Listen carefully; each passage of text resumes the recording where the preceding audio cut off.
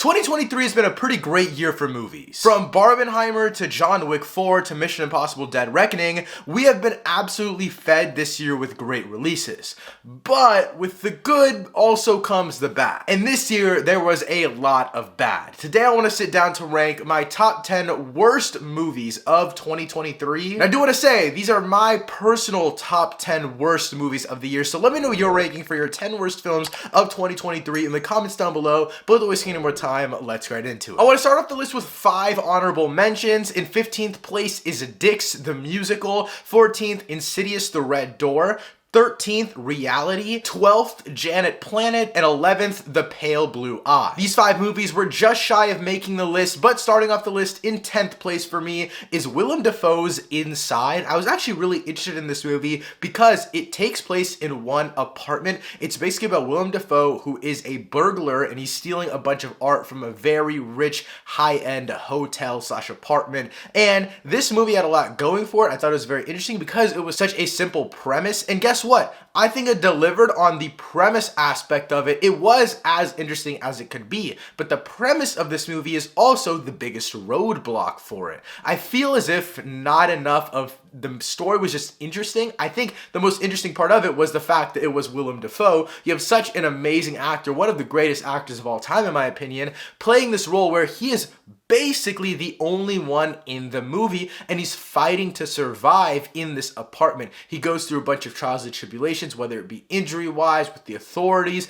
There is so much that goes on in this film. The one thing I will say that this movie works in is the visual department. I think it looks pretty beautiful, and obviously, Willem Dafoe gives a great performance. In 9th place is Mafia Mama. This was one of the Regal mystery movie screenings of this past year, and honestly, when it comes to a Regal mystery movie, I am more likely to judge it just because I don't know really what I'm watching, and so I go in there, and if it's some then I probably will be even more cynical towards it. And I feel like Mafia Mama was a victim of one of those. The only thing with Mafia Mama is, yes, it was funny sometimes, but it was very hit or miss with the humor, and the entire premise of this mom becoming like into this mafia world, it's a fine premise, but you can't really do much with it. I just felt like this movie was stupid. It was dumb fun. You know, if a group of moms was to go watch it, they might have had a lot of fun, but personally, this movie just wasn't really for me. It's visually bland. The humor, again, is very hit or miss. The performances are just all right. And again, it's fine. It is okay. It's not criminally bad, but it's just annoyingly bad, I guess. I mean, it just wasn't much fun to be had of this movie. A movie like this is one where you'd be like, oh, this is so bad that it's funny. But nor was it funny, and nor was it good. It was just bad. Moving up the list in 8th place for me is Beau is Afraid. This is Ari Aster's newest movie, and I absolutely think that Ari Aster is a very unique and creative individual. You know, he has a lot of unique ideas that are very, very cool. This was his 3rd film in terms of just bigger films that he's made. You know, Hereditary, Midsommar, now Beau is Afraid. Hereditary and Midsommar were definitely out there, for sure. They were definitely weirder films. But Beau is Afraid is another level. This kind of follows in the tracks of other young directors that I absolutely love, like Greta Gerwig or even Damien Chazelle. First 2 movies were pretty small scale, you know, big names, but pretty small scale still. But the 3rd movie, you know, they go all out. Babylon, 3-hour-long epic. Beau is Afraid, 3 hours long, was not that epic. I think the difference is Damien Chazelle has a vision that is a little bit less stupid. I just don't really like where Beau is Afraid takes the film. I mean, I think Joaquin Phoenix is an amazing actor. Again, one of the greatest of our generation. But this film just feels so lifeless and dull. Not visually. I mean, visually it's absolutely striking, but in terms of like what it was making me feel throughout the 3 hours, I had to get up in the back of my theater like 3 or 4 separate times so I wasn't gonna fall asleep. There was just so much stuff happening that led to so little connection for me. I just felt like I was watching slob on screen, and I didn't really care what was going on. I didn't care for the characters. I didn't care for the themes. And then at a certain point, there was just a penis monster in the movie. I didn't know how we even got. I don't understand why this movie needed to be made. I don't like saying that about films because obviously every film brings something different to someone, but this one, I just walked out of the theater like I just spent 3 hours of my life and I did not get a single thing out of that movie. Again, I think this movie does deserve flowers in some aspects. I think the directorial aspects of just having a unique vision. Of course, Aryan does an amazing job here. And also, again, visually, it's great. Joaquin Phoenix is great. All the performances are great. But aside from that, just on a raw level of what is this movie about, what is the purpose of this film, I still could not answer that question. In 7th place for me is 65. This is a sci-fi epic, a little bit lower budget, of course, starring Adam Driver. It's where Adam Driver is surviving with this little girl that he has to take care of in a planet where there is monsters in the future. It's a very futuristic sci-fi film, and I'm not gonna lie, I am 99% sure I was one of the few people excited for this movie, and I'm not gonna lie, my hype might have been the downfall of me. I was expecting so much greatness out of this film. I was so ready to be like, this is one of the most underrated films of the year, you know, hidden gem. I'm so excited for people to watch this. Honestly, if you didn't watch this one, you didn't miss much. 65 is absolutely boring. Again, Adam Driver is amazing, one of the greatest talents of our generation, but he does not really bring much to this table specifically. Visually, this movie isn't anything too interesting. I mean, again, acting-wise, it's a disappointment for who Adam Driver is and the name that he has become. And then story-wise, it's just not very interesting either. They're trying to leave this planet that has dinosaurs on it, but I don't care for this journey at all whatsoever. I do want to throw this out there, though. I think it would have been really, really interesting to not mismarket this movie, but kind of misdirect what this movie was about, because I wish they didn't reveal in the first trailer that there were dinosaurs in this film. I wish it was just a survival movie, and then when you watch the movie and halfway through they reveal a dinosaur, it would be 10 times cooler, and that would be like, holy crap, we're watching a dinosaur sci-fi epic survival film. I think that could have been something that increased people's liking for this movie, but again, at its core, this one just really isn't interesting. Next on the list, in 6th place for me, is Strays. I actually watched this one while spending 12 hours in the theater, and that's why I think I liked it a lot less, is because I was already spending so long in the theater, and this movie is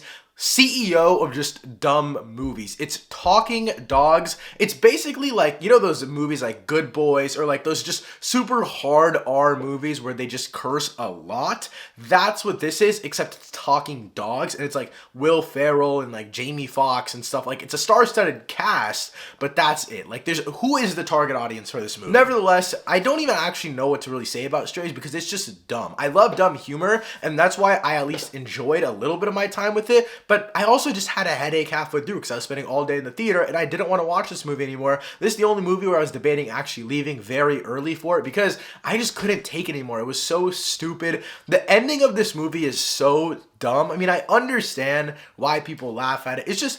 It's more shock value and being stupid than it is any filmmaking aspect at all. I hate to be like, it's not film, but like, this is just stupid. Like big studios give money to these people to make this type of movie. That's kind of stupid. Getting into my top 5 least favorite movies of the year, in 5th place for me is You People. This is a Netflix original movie that released earlier this year, and it's about Jonah Hill and him going into this black family and like understanding their cultural things and like societal things, and it's interesting enough, and the first like half of this movie isn't too bad, and then they make so many story choices that I'm like, how did you get me from really honestly enjoying this film to being like, what the hell is going on, like over and over and over and over. The last half of this film feels like 7 different movies combined. Like, it feels so long, and I just wanted it to end. It was so annoying. It felt like it was dragging out for so long. And then I actually went back and rewatched part of this movie because other friends were watching it, so I turned it on and I was like, I cannot believe I like this. This humor is so dumb. It's like stupid humor, but it's actually just not funny at all. Like, there's fart jokes that I can even laugh at as a 19-year-old guy, but this movie just completely falls flat in every way. And I'm so glad I rewatched it, because if I didn't, it wouldn't have made this list, I don't think. And this definitely is one of the worst movies of the year. 100% do not recommend. Moving up the list, in 4th place for me is Aggro Drift. I actually have a full review of this movie up on the channel right now. It'll be linked up here. But I did enjoy this movie just because it kind of questioned, you know, what is a movie? You know, what is Hollywood doing? This is kind of a you to Hollywood, you know what I mean? And like, that's cool and all, but at the end of the day, it's not really a movie. Again, I've talked about this movie extensively, so go check out my review for it. But if you don't know what Aggro Drift is about, it's basically about like a mob boss in Miami, and he's trying to fight this like demon thing. It's fully shot in infrared, by the way, which absolutely gave me a headache. I watched this at the New York Film Festival after watching 2 movies before it, and I wanted to literally end it all. And on top of that, there's minimal dialogue. The score, I will say though, is a highlight of this film and why it's not like my least favorite movie, like the worst of the year. The score is actually pretty great, I won't lie. It's this really cool like techno, it's kind of like a base of Travis Scott's music, and also Travis Scott is in this movie for like 5 seconds, but he's marketed like he's in every single scene. The main character is just uninteresting. It's about like the Miami lifestyle, you know, cars, guns, girls. It's all this just nothing connects in this film. It's not a movie in my opinion. Technically, I guess it shouldn't even make this list, but I do not like it. I get the movie. I understand what Harmony Korine was going for in terms of like the message he wanted to send to Hollywood. But other than that, I don't like it. In third place for me is Netflix's Heart of Stone. This is, in my opinion, the worst like streaming movie of 2023. This stars Gal Gadot along with a bunch of other people that you see in like every single Netflix movie ever. They just needed to get another Netflix movie off their contract. And what makes me hate it even more is that it was one of those like bigger budget Netflix movies and it just sucks. Like there was so much money poured into this that I just can't understand how the hell they went about like messing this up. It's just corny. You know, I hate the phrase that it's AI made this. This is probably something that AI made. I really just wish that Gal Gadot stopped making movies. She is not a good actress. I think Netflix needs to stop throwing this smog out there. I mean, you guys will see in my top 10 favorite movies of the year that Netflix does make some bangers. They have some heat under their belt, but it also comes with all of these bad movies, and Heart of Stone is one of them.